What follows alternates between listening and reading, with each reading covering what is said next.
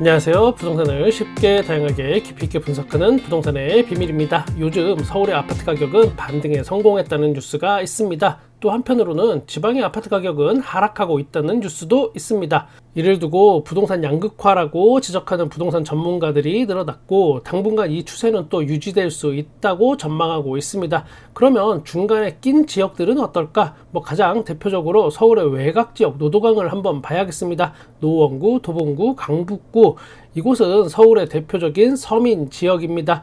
제 개인적인 생각은 서민들이 행복하게 잘 살 수 있는 나라가 되는 것이 가장 최선이라고 생각합니다. 하지만 이곳에도 부동산 투기 바람이 많이 불었었고 영끌족의 성지라는 별명도 또 자랑스럽지 않은 별명도 있었습니다. 그때부터 어느샌가 미운 털이 또 이 동네도 하나씩 박혀 들어간 그런 동네이기도 합니다.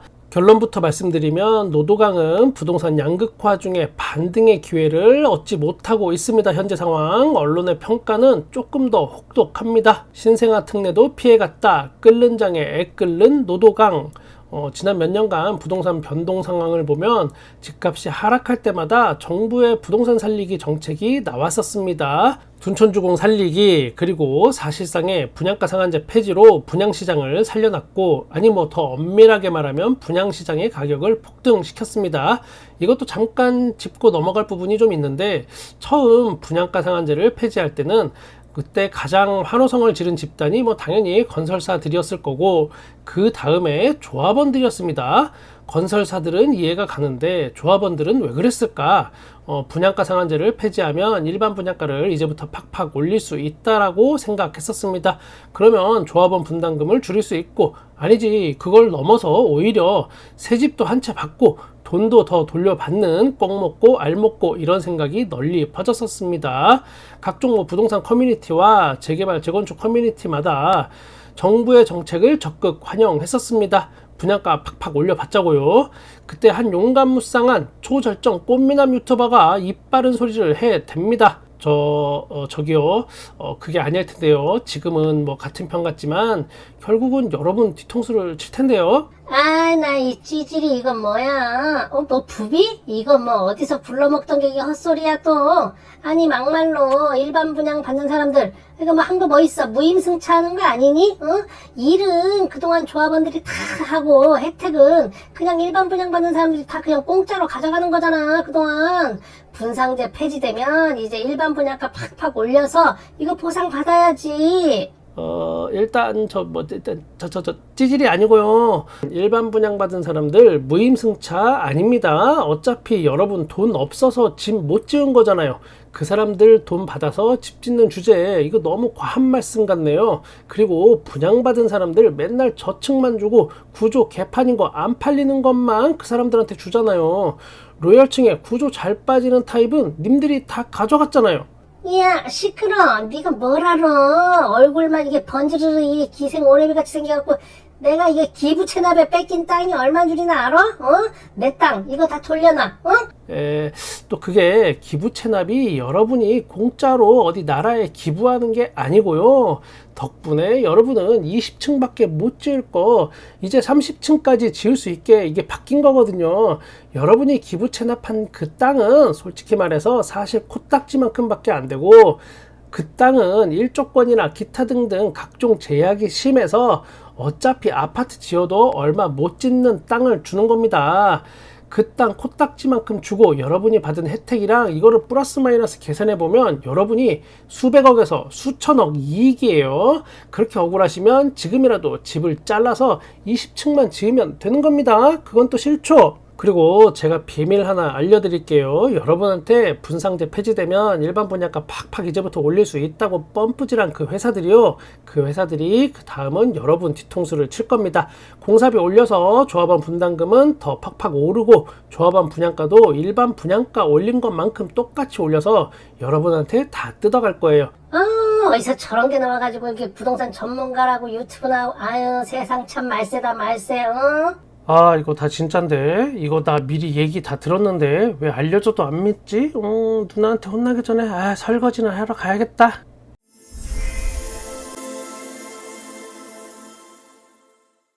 또 제가 삼천포로 이야기가 너무 많이 빠졌네요. 이어서 다음 이야기하면 그 다음 집값이 하락할 때마다 나왔던 게 바로 이 금융지원이었습니다. 작년에 부동산이 반등을 하다가 하락기에 한풀 꺾였죠. 그때는 특례보금자리론을 이걸 확대하면서 사실상 이자 지원을 해주고 집을 사라고 독려했던 겁니다. 그게 다 소진되면서 작년 하반기에는 부동산 가격이 다시 빠졌었죠. 거래도 없었고, 그리고 올해는 이름만 또 그걸 살짝 바꾸고 조건만 조금 다르게 한 신생아 특례대출로 이자 지원을 해주고 있는 상황입니다. 그럼 이런 이자 지원은 어떻게 가능한 걸까? 이거 생각보다 간단합니다. 제가 맡겨놓았던 예금이자를 줄이면 돼요. 이자 줄 거를 줄이고 그 줄인 만큼 집 사는 사람한테 혜택을 더 주면 되는 거죠. 이렇게 올 상반기에도 금융지원으로 부동산은 하락할 만하면 또 상승하고 있습니다. 이런 상황에서도 아무 반응이 없는 곳이 바로 노원구, 도봉구, 강북구 요 노도강입니다. 물론 이곳이 부동산 폭등기 때 영끌족의 성지였고 그때 받았던 대출 이자를 못 갚아서 허덕이는 사람이 많은 것도 사실입니다. 하지만 또 그 중에 또 일부는 다 대환 대출을 하면서 저금리로 갈아탄 사람들도 꽤 있습니다. 그래서 우리가 예상하던 것보다 이자를 못 버티고 집을 팔아치우는 사람이 또 적은 이유이기도 합니다. 거기에 또 하나 청천벽력 같은 뉴스가 터지면서 이 동네가 아직까지도 겨울왕국이 돼버렸습니다. 이 동네에 재건축이 가장 빠르다던 상계주공 5단지가 있습니다. 여기는 모두 11평으로 구성됐습니다. 11평이 부동산 폭등기 때 이게 8억에 거래가 됐었습니다. 자, 우리가 잘 생각해 보자고요. 11평짜리 아파트 노원구에 있는 거 7억에서 8억 주고 들어간다면 정말 잘 생각해줘도 이거 몸테크 하러 가는 거고, 대부분 재건축이 되었을 때 시세 차익을 보기 위해서 이거 투자로 들어왔다고 보는 게 대부분이겠죠. 여기가 조합원 분담금이 5억에서 6억 정도 요 사이가 나온다고 소문이 나면서 이제 아수라장이 됩니다. 시공사랑 계약도 해지하고 막 그래요. 그렇고 지금은 5억 초반에 거래가 되고 있습니다. 물론 올해 초에는 이게 4억 중반에서 여러 건 거래가 되기도 했고요. 누군가 그러더군요. 야야야, 여기는 1대1이잖아. 11평짜리를 34평으로 바꾸는데 일반 분양할 게 거의 없잖아. 그 정도는 당연한 거 아니야? 우리 아파트는 다르다고. 그리고 일반 분양 물건이 많다고 우리는. 그러면 노도강의 그 많은 재건축 추진단지는 상황이 다른가? 사실 거의 대동소이합니다. 그래서 더 이상 진척이 안 되고 있는 거고요. 아직도 잘 이해가 안 가신다면 제가 앞부분에 이거 비밀인데요 하면서 한 이야기를 생각해 보시면 도움이 될 것 같습니다. 이곳의 상황은 지금도 녹록지 않은 게 사실입니다. 신생아 특례대출도 비껴갔다는 그런 지역이 됐고, 집을 팔려는 매물은 오히려 늘었습니다. 올 초에는 노원구 매물이 5,155건이었는데 지금은 6,158건 정도로 늘었고, 도봉구는 2,100건대였는데 지금은 2,300건대로 늘었습니다. 강북구는 1,100건, 지금에선 1,374건 이렇게 많이 늘었어요. 즉 탈출 행렬이 줄을 잇고 있습니다. 거기에 일기 신도시 특별법으로 분위기가 이제 투기판으로 변해가는 이 분당과도 형평성 문제가 좀 있습니다.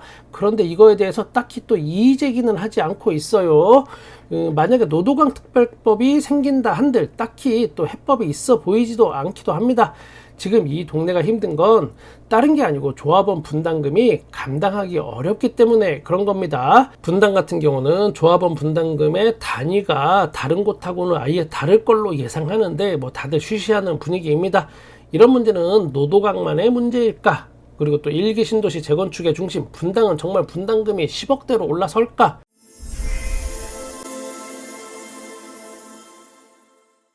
일기 신도시 중에 3본이 있습니다. 3본 최대 규모의 리모델링 단지인 율곡주공 3단지 이야기입니다. 입지는 여기 4호선 3본역 바로 옆에 있는 초역세권입니다. 어려운 이야기는 다 빼고 핵심만 정리하면 조합원 평균 부담금, 금융비 포함해서 4억 500만원에서 4억 7천만원 사이라는 이야기입니다. 여기서 더 충격적인 건 일반 분양가를 3.3제곱미터당 3천만원을 전제로 추산한 금액이라는 겁니다. 이게 이제 3본도 일반 분양 받으려면 평당 3천만원 시대가 돼버렸다, 이런 이야기가 된 것 같습니다. 율곡주공 3단지의 지난 최고가는 세대수가 가장 많았던 23평을 기준으로 보면 부동산 폭등기였던 2021년에 5억 9,500만원이었습니다. 거의 6억에 육박했었습니다. 그런데 지금은 3억 5천만원 가격대에 거래 중에 있습니다. 뭐 거의 요것도 반토막 거의 가까이 났다라고 봐도 되겠네요. 물론 조합 측은 현재는 계략적 사업 계획을 통해 분담금 수준을 안내하고 사업 진행 여부를 묻는 단계이기 때문에 본 감정이 아닌 약식, 종전, 종후 감정 금액 토대로 분담금을 안내한 것이라고 이야기합니다. 여기서 더 큰 문제는 바로 조합원 분담금 금액이 현재의 아파트 시세를 뛰어넘는다는 겁니다. 물론 여기는 리모델링 단지이기도 합니다. 그러다 보니까 또 재건축으로 방향을 선회할 수도 있으나 그 역시 또 녹록지 않은 게 사실입니다. 제가 너무 부동산 관련해서 문제점만 지적하는 것 같아서 한마디 좀 보태자면 지금의 재건축이나 재개발 시장은 브레이크 없이 달리는 폭주기관차 같습니다. 뭔가 정부에서 브레이크를 걸어줄 때가 사실 지났지만 그래도 브레이크는 이쯤에서라도 한 번쯤 걸어줘야 하지 않을까 생각합니다. 나중에 그거는 급발진이었다고 아무리 변명을 해도 통하지 않을 것 같네요. 지금 아마 다들 강 건너 불구경하는 사람들 많을 겁니다. 분상제가 폐지되고 조정대상 지역 해제되고 이럴 때 만세를 불렀던 사람들이 지금 피눈물을 흘리는 거 많이 볼 수 있습니다. 특히 분당에 사시는 분들이 이 부분에 남일 바라보듯 하시면 아무튼 뭐 그렇습니다. 요즘 날씨가 이상합니다. 장마철이라고 보기보다는 거의 우기에 가까운 그런 날씨입니다. 여름마다 저는 팥빙수 심부름을 합니다. 밥 잘 사주는 누나가 본인은 몸에 열이 많다며 맨날 아이스크림 사오라고 저를 심부름 시킵니다. 운동을 해서 살을 빼면 몸에 열이 좀 덜 날 텐데 왜 자꾸 아이스크림을 사오라고 시키는 쿠팡와우 빅세일, 롯데 웰푸드 브랜드 빅세일이 있습니다. 일품 팥빙수, 그리고 구구콘, 돼지바 등 정말 다양한 아이스크림을 심부름하러 나가지 않고 집에서 손가락만으로도 주문할 수 있습니다. 혹시나 여러분 중에 몸에 열이 많으신 분들은 항상 아이스크림을 집에 든든하게 준비하시면 이게 도움이 되나 이게? 저는 여러분의 부동산에 끝까지 함께 하겠습니다. 구독과 좋아요 감사합니다. 부동산의 비밀이었습니다.